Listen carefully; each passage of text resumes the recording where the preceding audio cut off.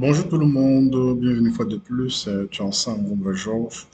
Aujourd'hui, dans cette vidéo, il est question de vous montrer comment vous pouvez désactiver le service en non utilisé sur le routeur MikroTik.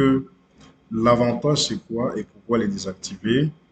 Vous pouvez les désactiver parce que vous ne les utilisez pas. Alors, inutile de pouvoir les laisser tourner. Et surtout que si ces services utilisent des protocoles qui sont vulnérables, je pense que ça sera un bon moyen pour les gens pouvoir tenter à pouvoir s'y connecter. Alors, sans plus tarder, je vais devoir lancer, je dois me connecter. Je me connecte toujours avec l'application Winbox. Et quand j'arrive devant le routeur, je dois aller chercher quels sont les types de serveurs que je dois devoir désactiver. Je dois passer par IP et je descends au niveau de service.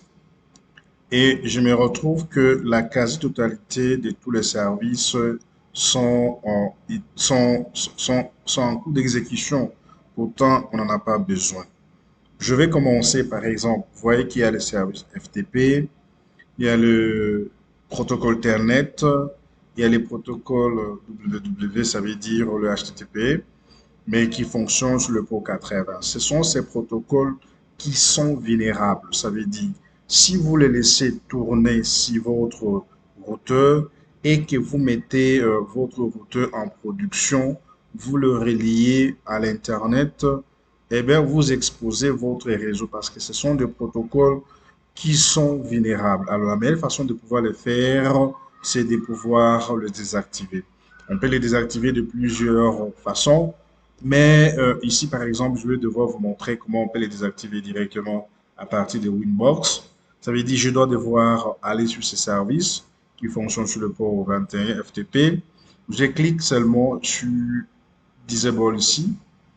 Je les désactive. Je cherche encore Internet. Il est vulnérable, je le désactive. Je vais chercher le 80 parce qu'il fonctionne avec HTTP. On peut laisser le 443 parce qu'il fonctionne avec HTTPS.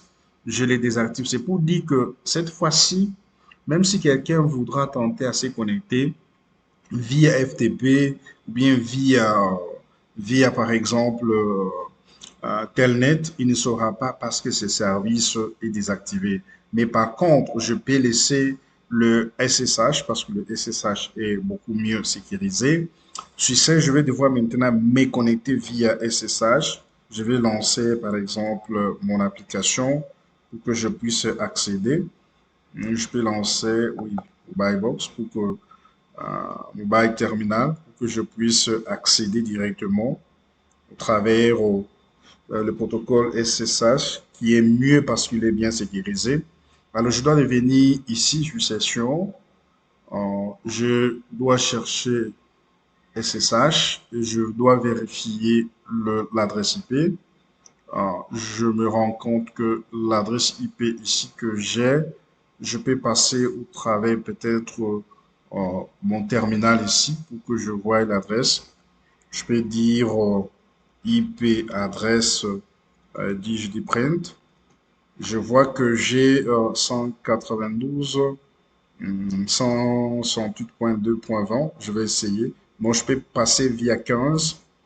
Alors, je vais prendre 172 16.1.15. Et je dois mettre le nom, c'est admin. Je vais devoir me connecter. Alors, à partir d'ici, vous voyez que ça, je passe en SSH.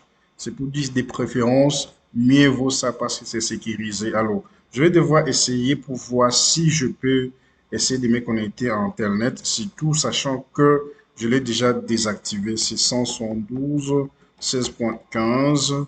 Je vais mettre le nom, c'est admin. Je vais tenter de me connecter et vous allez voir que je ne peux pas me connecter parce que ce service a été désactivé. De préférence, quand vous finissez de les configurer, veillez désactiver tous les protocoles qui sont vulnérables. Ne laissez pas de mettre directement votre routeur en production avec ces services qui ne sont pas sécurisés ça peut faire l'objet d'attaque, peut faire l'objet d'attaque et quelqu'un peut s'en servir pour pouvoir vous attaquer. Merci pour ceux qui vont regarder cette vidéo. S'il y a des questions, n'hésitez pas et continuez aussi à vous abonner parce que je vous ai déjà promis qu'il y aura toute une série de vidéos concernant le routeur MikroTik.